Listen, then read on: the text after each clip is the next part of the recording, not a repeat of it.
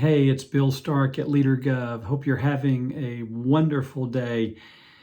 This month in Leadership by Action, we are talking about this idea of leaders empowering their teams, empowering the people that report to them on their team.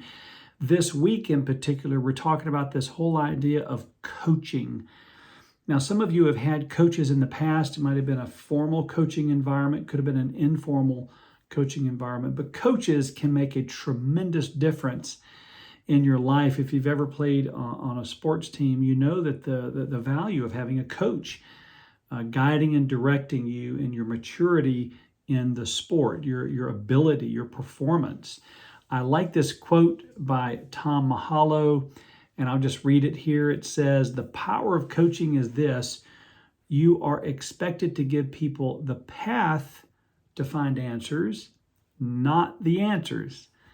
So the coach helps the person find their own answer and gives them tools, mainly questions, to help them find the answer to whatever it is they're wanting to pursue. A lot of benefits to coaching. We don't need to spend a lot of time on this, but performance goes up. You're building relationships.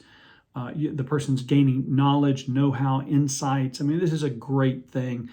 If you don't have a coaching system or coaching methodology in place in your organization, we really encourage you to think about building one. Now, a couple of things in terms of coaching. I want to give you a word picture. Imagine yourself teaching a child how to ride a bike. You don't get on the bike with the child, do you? You run next to the bike.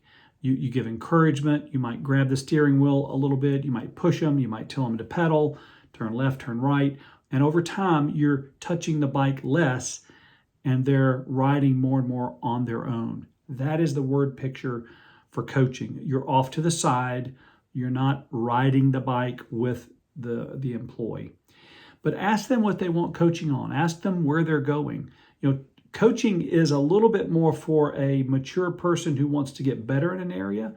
Typically, mentoring is for a younger professional who needs more specific direction. And that's kind of the difference between coaching and mentoring. Mentoring, I'm telling you kind of how I handled it when I was your age, when I was in your situation. Coaching's a little different. Coaching is more like consulting almost. But ask them what they want to be coached on. Let them talk, let them share kind of what their issue is, where they're going, what they've done so far. And then ask questions. Have you thought about this? Have you considered this? Have you researched this? Have you talked to this person? What happens if that happens? So you're asking them questions to get them to think about their situation and take action on their own. You're really teaching them to be creative thinkers. So a couple of things. You're going to have to make time for this. You're going to have to let people know that you're available to be a coach. You're going to want to listen really well. Ask questions. Tell me more about this. I want to be sure I'm clear on this. And hold back, withhold the temptation to tell people what to do. That's not what coaching is. You may, and it's okay if you tell them what you think they should do. It's not the end of the world. That's just not the focus of coaching. The focus of coaching is to help people sort of make their own way toward the answer.